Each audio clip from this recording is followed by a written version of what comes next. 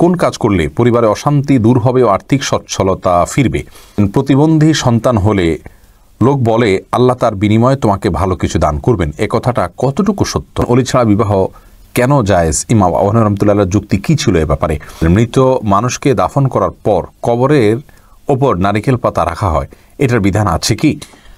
আর বিলম্ব না করে চলুন আপনাদের যে প্রশ্নগুলো ইতিমধ্যে আমাদের কাছে চলে এসছে সেগুলোর উত্তর দিয়ে আমরা শুরু করি।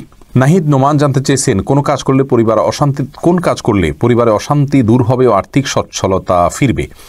ভাই নাহিদ, এর জন্য আপনাকে আমি পরামর্শ দেব দুটি কাজ সবচেয়ে গুরুত্বের সাথে করার। এক হলো দুরূদ শরীফ, আর একটা হলো ইস্তেগফার। এই দুটি জিনিস আপনি বেশি বেশি করে পাঠ করবেন। রাসূল আকরাম সাল্লাল্লাহু আলাইহি ওয়াসাল্লাম হাদিস থেকে বোঝা যায় দুরূদ এটা বেশি বেশি করে পাঠ করলে মানুষের বিপদ আপদ দূর হয়, পেরেশানি থেকে আল্লাহ তাআলা মুক্তি নসিব করেন। ইস্তেগফারের ক্ষেত্রে আল্লাহ তাআলা বলেছেন সূরা নূহের মধ্যে, ফাকুলতু আস্তাগফিরু রাব্বাকুম ইন্নাহু কানা গাফফারা ইউরসিলিস সামা আলাইকুম মিদরারা ওয়া ইউমদিদুকুম বিআমওয়ালিন ওয়া বানিন ওয়া ইয়াজআল লাকুম জান্নাতিন ওয়া ইয়াজআল লাকুম আনহারা। আয়াতগুলোর আলোকে অনেক মুফাসসিরিন ইকরাম, অনেক উলামা ইকরাম বলেছেন যে ইস্তেগফার বেশি বেশি করলে আল্লাহ তাআলা রিজিক বৃদ্ধি করেন এবং মানুষের রিজিকের অনটন দূর করেন। অতএব এই দুটি আপনি নিয়মিত করবেন, সেই সাথে আপনি খুব সিরিয়াসনেসের সাথে হালাল উপার্জনের জন্য চেষ্টা করে যাবেন। আল্লাহ তাআলা আপনার সমস্যাকে দূর করে দিন।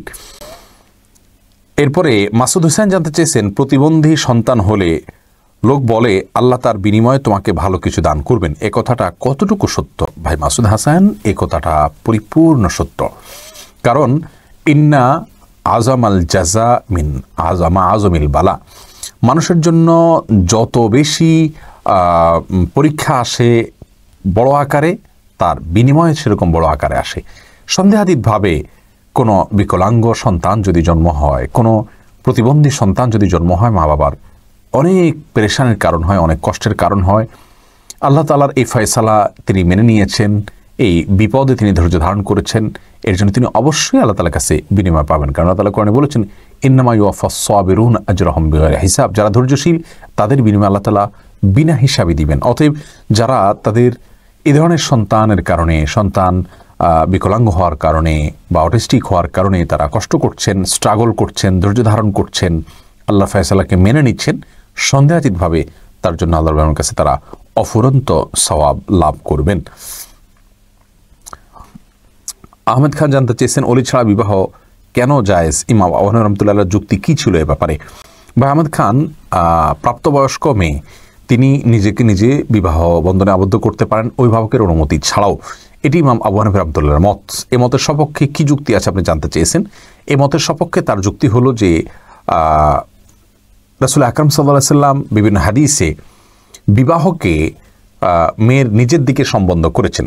আইয়ুমা ইমরাআতিন নাকাহাত, এই টাইপের শব্দ রয়েছে। আবার আয়েশা রাদিয়াল্লাহু তাআলা আনহার যে হাদিস আমরা জানি, যেখানে নবী আলাইহিস সালাম থেকে হাদিস তিনি বর্ণনা করেছেন যে মেয়ে নিজেকে বিয়ে দিবে অভিভাবকের অনুমতি ছাড়া, ফানিকাহুহা বাতিলুন বাতিলুন বাতিলুন, তার বিবাহ বাতিল বাতিল বাতিল। এই হাদিস বর্ণনাকারী আম্মা আয়েশা রাদিয়াল্লাহু তাআলা আনহার ব্যাপারেই বর্ণিত আছে যে তিনি তারই নিকটাত্মীয় কেউ এরকম তাদের অভিভাবকের অনুমতি ছাড়া বিবাহের বিষয়টি বর্ণিত হয়েছে হাদিস। এরকম আরও অনেকগুলো হাদিসের ভিত্তিতে তিনি মূলত এটি বলে থাকেন। আর তাছাড়া একজন প্রাপ্তবয়স্ক নারী হোক আর পুরুষ হোক, তার নিজের ব্যাপারে ইসলাম সব ক্ষেত্রে তাকে স্বাধীনতা দিয়েছে। তার অর্থ তিনি ব্যয় করা, আয় করা, নিজের ব্যয়ভার বহন করা, সব কিছুর স্বাধীনতা ইসলাম দিয়েছে।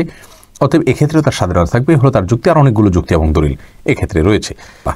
মাহফুজ আহমেদ মুন্না জানতে চেয়েছেন মৃত মানুষকে দাফন করার পর কবরের ওপর নারিকেল পাতা রাখা হয়, এটার বিধান আছে কি? না, মৃত ব্যক্তিকে কবরে দাফন করার পর নারিকেল পাতা রাখার কোনো নির্দেশ কোন হাদিসে কোথাও দেওয়া হয়নি। বরং রাসূল আকরাম সাল্লাল্লাহু আলাইহি ওয়াসাল্লাম একটা কবরে তিনি ডাল গেড়েছেন এমনটি পাওয়া যায়, সেটি একটা কবরেই গেড়েছেন। এছাড়া অন্য কোনো কবরে বা সচরাচর সব কবরে তিনি ডাল গেড়েছেন এমনটি পাওয়া যায় না, যার কারণে কবরে কোনো কিছু গাড়তে হবে এমন কোনো কথা ইসলামের শরীয়ত অনুযায়ী নির্দেশিত নয়।